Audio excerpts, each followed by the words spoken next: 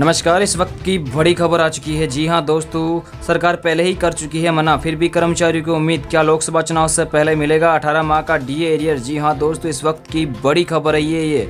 इससे पहले अगर आपने अभी तक भी वीडियो पे लाइक नहीं किया तो लाइक कर दीजिए, क्योंकि आपके एक लाइक से हमें मोटिवेट मिलता है। चैनल को भी फ्री में सब्सक्राइब नहीं किया तो सब्सक्राइब कर लीजिए, ताकि आगे भी आपको केंद्रीय कर्मचारी, राज्य कर्मचारी और पेंशनर से जुड़ी लेटेस्ट बड़ी खबर सबसे पहले आपको देखने को मिलती रहे। तो चलिए आगे बढ़ते इस बड़ी खबर की ओर। महंगाई के इस दौर में कर्मचारी तबका हर वक्त अपनी सैलरी को लेकर चिंतित रहता है। उसकी चिंता स्वाभाविक भी है। मार्च माह और जुलाई माह में उसे डीए का इंतजार रहता। साथ ही अब तो 8वें वेतन आयोग का भी इंतजार है, क्योंकि 7वां वेतन आयोग की सिफारिश से 2016 में लागू की गई थी। उस बात को अब 5 साल बीत चुके।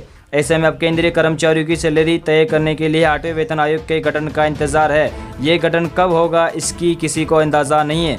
वह इससे अलग दो बातें चर्चा में है। पहली यह है कि अब कोई नया वेतन आयोग का गठन नहीं होगा। दूसरी चर्चा है कि नए फॉर्मूले में केंद्रीय कर्मचारियों की सैलरी हर साल तय होगी। वहीं फिलहाल कर्मचारियों को 18 माह के डीए एरियर का इंतजार है।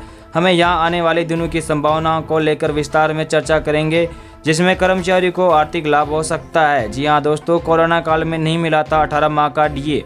फिलहाल कर्मचारियों के लिए 18 महीने के लिए एरियर का मामला ठंड बस्ते में पड़ा है। हालांकि मीडिया में इस लेकर बार बार उम्मीदों की खबर आती है। कर्मचारियों की ओर से कोरोना काल के डीए एरियर की मांग लगातार की जा रही है। वहीं मीडिया रिपोर्ट के मुताबिक 18 महीने के एरियर के लिए कर्मचारियों को लंबा इंतजार करना पड़ सकता है। इससे पहले सरकार द्वारा स्पष्ट किया गया था कि कर्मचारियों को रोके हुए महंगाई भत्ते के एरियर का लाभ नहीं दिया जाएगा। जी हाँ दोस्तों, लोकसभा चुनाव से पहले हो सकती है घोषणा। जानकारी के मुताबिक कोरोना काल महामारी के दौरान कर्मचारियों के रोके गए महंगाई भत्ते से सरकार को 34,402.32 करोड़ रुपए का लाभ हुआ था। वही 48 लाख कर्मचारी और 68 लाख पेंशनर्स द्वारा डीए की एरियर किस्त के भुगतान की मांग की जा रही है। फिलहाल डीए एरियर पर कोई सहमति नहीं बनी है, लेकिन माना जा रहा है कि सरकार लोकसभा चुनाव से पहले जल्द ही इस पर बड़ा फैसला ले सकती है, क्योंकि इसकी घोषणा कर लोकसभा चुनाव में कर्मचारियों का समर्थन बीजेपी के लिए आसानी से जुटाया जा सकता है। अगले पैरे में इतने लोगों को मिलेगा बम्पर फायदा। यदि चुनाव से पहले केंद्र सरकार 18 महीने का अटका हुआ डीए एरियर का पैसा खाते में ट्रांसफर करती है तो बड़ी संख्या में कर्मचारियों को फायदा होगा। केंद्रीय कर्मचारी 34,402.32 करोड़ रुपए का लाभ देने को मिलेगा। इसके साथ ही 48 लाख कर्मचारी और 68 लाख पेंशनर्स को ज़्यादा पेंशनर्स का इसका बम्पर फायदा देखने को मिला सकता है। जुलाई से फिर बढ़ेगा डीए। केंद्र ने कर्मचारियों का जनवरी माह में डीए बढ़ाया था। इसमें 4% की बढ़ोतरी की है, जिसके बाद कर्मचारियों को 42% की दर से डीए मिल रहा है। इसके अलावा जुलाई 2023 में कर्मचारियों का डीए फिर से बढ़ाया जाएगा, क्योंकि हर साल 2 बार डीए को लेकर फैसला होता है। माना जा रहा है कि जुलाई माह में भी 4% तक डीए बढ़ सकता है। ऐसे में डीए कुल 46% तक हो जाएगा। इसके बाद यदि जनवरी 2023 में भी 4% के हिसाब से बढ़ेगा तो 50% हो जाएगा। ऐसे में कर्मचारियों को एक बार और बड़ा लाभ मिल सकता है।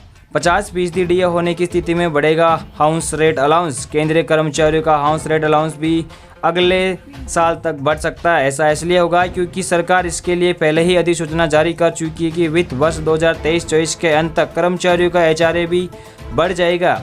यानी वर्ष 2024 के मार्च माह में एचआरए पर बढ़ने की उम्मीद है। हालांकि ये उसी सूरत में होगा जब महंगाई भत्ता 50% पहुंच जाएगा। एक्सपर्ट्स मानते हैं कि जिस तरह पिछले 2 माह महंगाई भत्ते में उछाल आया है, उसे देखकर लगता है कि अगले साल मार्च में एचआरए रिवीजन हो जाएगा, क्योंकि महंगाई भत्ता 42% पहुंच चुका है। अगली 2 बार अगर 4% का उछाल आता है तो महंगाई भत्ता 50% हो जाएगा। ऐसा होने पर एचआरए का रिवीजन खुद हो जाएगा। जी हाँ दोस्तों, 8वां वेतन आयोग की उम्मीद है। वही यदि हम पुरानी पेंशन व्यवस्था को देखें तो 2024 में आने वाले आम चुनाव के पश्चात 8वें वेतन आयोग का गठन किया जाना है। इसके बाद 2026 में 8वां वेतन आयोग लागू हो सकता है। हालांकि अभी तक केंद्र सरकार एवं वित्त मंत्रालय की तरफ से वेतन आयोग को लागू करने का प्रस्ताव संसद में पेश नहीं किया गया था। अभी तक केंद्रीय कर्मचारियों में पेंशन भोगियों को 7वें वेतन आयोग के तहत ही वेतन दिया जा रहा है। आपको यहाँ बता दें कि वेतन आयोग का गठन हर 10 साल में एक बार किया जाता है। लागू हो सकता है ऑटोमेटिक इंक्रीमेंट सिस्टम। हालांकि सरकार ने इस विषय पर एक निर्णय लिया है कि इसके अनुसार ये जानकारी सामने आई कि 7वें वेतन आयोग के बाद कोई भी वेतन आयोग गठित नहीं किया जाएगा। इसके बजाय ऑटोमेटिक इंक्रीमेंट सिस्टम लागू कर दिया जाएगा। इसमें केंद्रीय कर्मचारियों का बेसिक वेतन अपने आप बढ़ जाएगा। जैसे प्राइवेट सेक्टर को कंपनी अपने कर्मचारियों को वेतन वृद्धि करते हैं, उसी स्कीम के तहत 50% से अधिक दिए गए वेतन में ऑटोमेटिक रिवीजन हो जाएगा।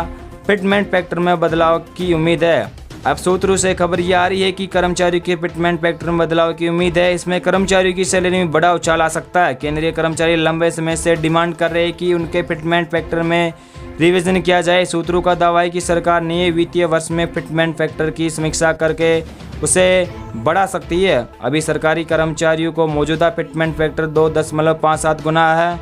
सैलरी में आएगा 8,000 रुपये का बदलाव। केंद्रीय कर्मचारियों के फिटमेंट फैक्टर में बदलाव को लेकर दो पक्ष है। पहले पक्ष में कहना है कि फिटमेंट फैक्टर को मौजूदा 2.57 गुना से बढ़ाकर 3 किया जाना चाहिए।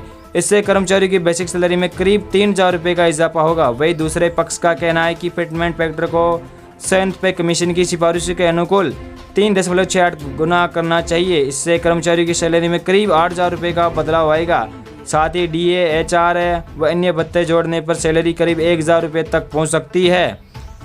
इतनी सैलरी बढ़ने का अनुमान है। फिलहाल केंद्रीय कर्मचारियों की न्यूनतम सैलरी 18,000 रुपये। फिटमेंट फैक्टर पर फैसला होने के बाद ये बढ़कर 26,000 रुपये हो जाएगी। हालांकि सरकार की तरफ से इस पर किसी तरह की आधिकारिक जानकारी नहीं आई है।